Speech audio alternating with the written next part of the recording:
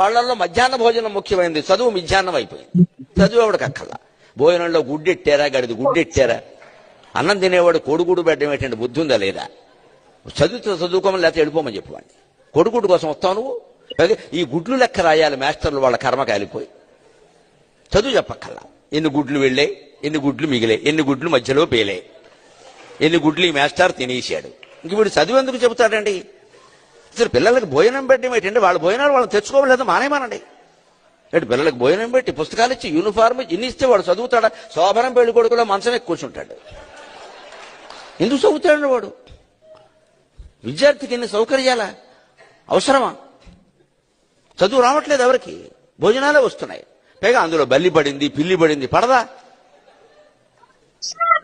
ఆ వండి పెట్టే వాళ్ళకి డబ్బులు ఉండవు. ఎక్కడి నుంచి ఇస్తారు? ఎంతమందికి ఇస్తారమ్మా? ధార పోస్తారు ప్రభుత్వం వాళ్ళు. ఎక్కడి నుంచి ఉన్నాయి డబ్బులు? ఇక్కడ నీ డబ్బులు పెట్టి నువ్వు చదువుకో, నీ అన్నం నువ్వు తిను, నీ బట్టలు నువ్వు కట్టుకో, నీకు ఇష్టమైతే చదువు. ప్రభుత్వం పని ఏమిటంటే, ఉభయ తెలుగు రాష్ట్రాల పెద్దలందరూ వింటారు నా కెమెరా ద్వారా కాబట్టి చెబుతున్నా, ప్రభుత్వం కర్తవ్యం బాగా చదువు చెప్పడం తప్ప పుస్తకాలు ఇవ్వడం, బట్టలు కుట్టించడం, అన్నం పెట్టడం కాదండి.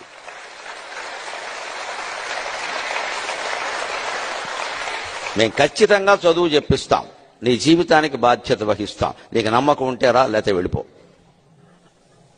ఈ మాట అనే దమ్ము లేదు ఎవరికి. ఎందుకంటే అందరికీ మళ్ళీ ఎన్నికలు రావాలి, మళ్ళీ మనవ రావాలనే దరిద్రం వదిలిపోతే ఇవన్నీ ఉంటాయి. మళ్ళీ నువ్వే ఎందుకు రావాలి, ఇంకొకడు వస్తాడు.